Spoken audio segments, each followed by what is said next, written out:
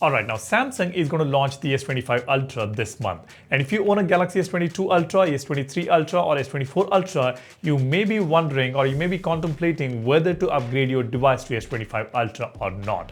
In this video, I'm going to share some important information for you guys which will help you decide whether to upgrade your device or not. So keep watching the video, and if you're new on the channel here, do hit that subscribe button. You get to learn a lot about Galaxy phones and other Android phones on the channel. I share tips and tricks videos, new feature videos, new update videos. So everything that is happening around Samsung Galaxy phones and some other Android phones will be updated on the channel for you guys. So go ahead, subscribe and become a part of Apex community, and hit that like button if you find this video informative. Now let's dive right into the video. First, the software. The Galaxy S25 Ultra is expected to come with One UI 7 out of the box, and it is going to pack a lot of new features which we have already seen. I've showcased a lot of videos about One UI 7 with all its brand new features. And these new features will be available for the Galaxy S24 series as well as S23 series, and most of these features will also come to the S22 series. But the catch here is the Galaxy S25 Ultra may come with some exclusive AI features which may not be made available for the Galaxy S24, S23 or S22 series.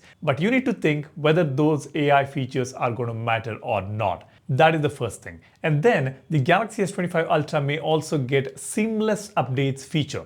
What this means is, whenever there is a software update like security patch or any other major Android upgrades, the phone will install the update in the background. Now, all this while we have seen whenever there is an update, when we tap on download and install, the phone will be turned off and it will start installing the update, and it takes a few minutes, maybe 5 to 10 minutes, depending on the kind of update that we have. And during this process, the phone will be unusable. We can't do anything on the phone. We have to wait until the update process is completed. But going forward, that is going to change. On the S25 series, we are going to get seamless update feature where the update is going to be installed on the device in the background, enabling us to use the phone during this process. We can go ahead and use the phone while this update is running in the background, which is a fantastic feature, and this may be exclusive to the Galaxy S25 Ultra.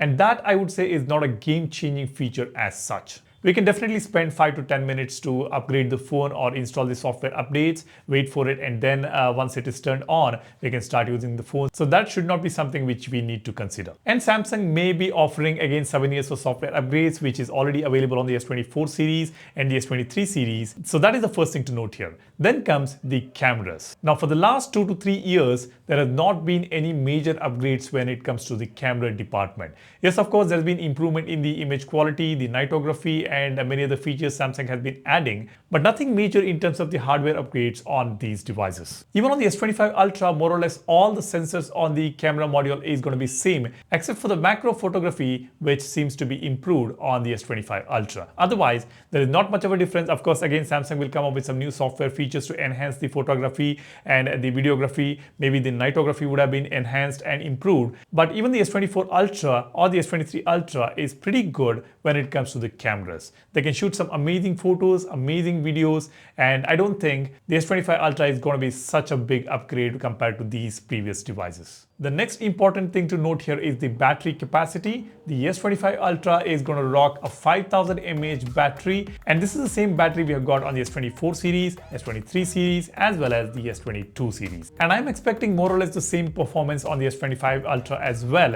So we may be getting 1 full day of battery life if you are a heavy user, and on a moderate usage, it should be slightly more than 1 day, and a very minimal usage, maybe 1.5 days to 2 days of battery life we can expect on the S25 Ultra. So again, there is no major upgrade in terms of the battery performance here. And even the charging speeds are expected to remain the same. We have been seeing 45-watt charging for the last few years, and there has not been any improvements or any upgrades in terms of charging speeds. So the S25 Ultra is expected to get the same 45-watt charging, the wired charging. And when it comes to the wireless charging, there were rumors that Qi 2 wireless charging will be implemented on the Galaxy S25 Ultra. But again, there are some rumors stating that it is going to be the same Qi 1 charging with maybe 10 or 15 watts. At the moment, we are not very sure. There could be a slight upgrade. There could be a 25-watt wireless charging support on the S25 Ultra. Let's wait and see that. But otherwise, there is no major upgrade in terms of battery capacity or the battery charging speed. Next, the display on the S25 Ultra.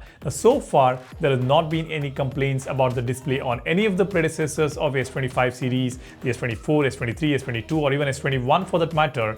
All these phones have been rocking some amazing displays, and even on the S25 Ultra, we are going to see similar displays. But of course, compared to the S24 Ultra, there will be a slightly better display here. We are expecting 3000 nits of brightness on the display, but does it really matter to you? Do you really think that additional 600 nits of brightness is going to matter to you? That is something we need to think about. The S25 Ultra's display is fantastic. Even the S24, S23 Ultra, S22 Ultra, the display, there is no complaint so far. The brightness is pretty good indoors or outdoors. So I don't think that additional peak brightness is going to matter much here. But yes, there could be an upgrade on the entire reflective display. I will come to that in a bit. Next, we'll take a look at the storage speeds. We are expecting the same UFS 4.0 on the S25 Ultra, which is already there on the Galaxy S24 Ultra. Now, this offers about 4200 Mbps speeds, which is expected to be the same on the S25 Ultra as well. Again, the storage, there is no major upgrades there. Maybe 4.1 is on the cards, I'm not very sure, but yes, it is not going to matter much. So the storage space is going to be something similar to what we have on the S24 Ultra. Next, the one major change, that is the design.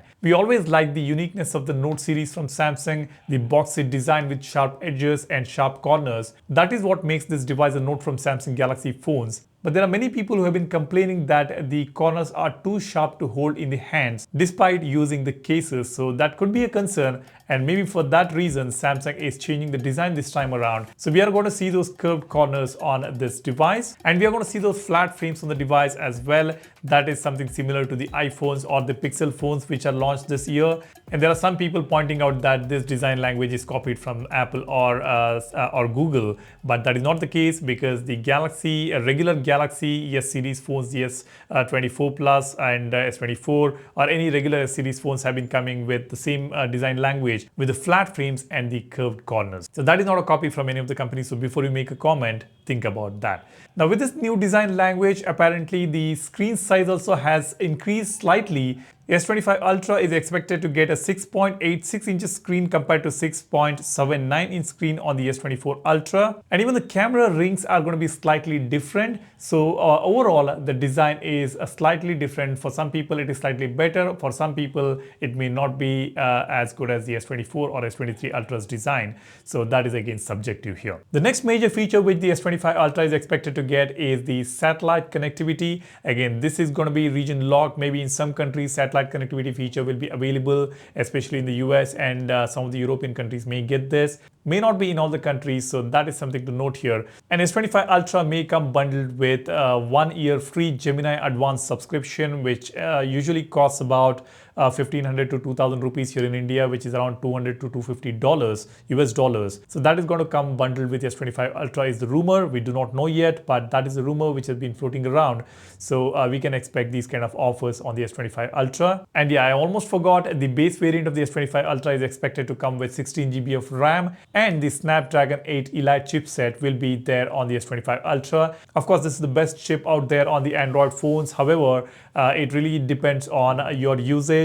Even if you're using a S24 Ultra, S23 Ultra, or S22 Ultra, the processor is good enough for the next few years, I would say. I don't think you're going to edit the entire Hollywood movie on your phone, or you may not be using such graphic intensive tasks on the device. So you don't really need that kind of a performance. Even the Snapdragon 8 Gen 1, Gen 2, Gen 3 are pretty good even today and even for the next couple of years. So now we know what the Galaxy S25 Ultra is capable of, and what are the changes, what are the improvements. More or less, we know everything about the Galaxy S25 Ultra. Now the question is, should you upgrade from S22 Ultra, S23 Ultra, or S24 Ultra? I would say if you're using Galaxy S23 Ultra or S24 Ultra, there is no need to upgrade to S25 Ultra unless you have a habit of upgrading your phone every year or every 2 years. Or if you've got enough money to spend, and if you're a tech enthusiast, I think you should go ahead and blindly buy this device.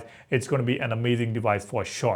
But for a regular, normal, or a moderate user, if you're rocking a S24 Ultra or S23 Ultra, there is no need to upgrade. But if you have Galaxy S22 Ultra, you can think of upgrading your phone to the S25 Ultra. There is a gap of almost 3 generations. So definitely there will be improvements in the hardware as well as the software department. So if you want a Galaxy S22 Ultra, you can maybe use it for another 1 year, or you can think about upgrading it to S25 Ultra. That is my opinion. What do you think about it? Do drop a comment and share your thoughts in the comment section. And while you do that, do not forget to subscribe to the channel and hit the like button if you find this video informative.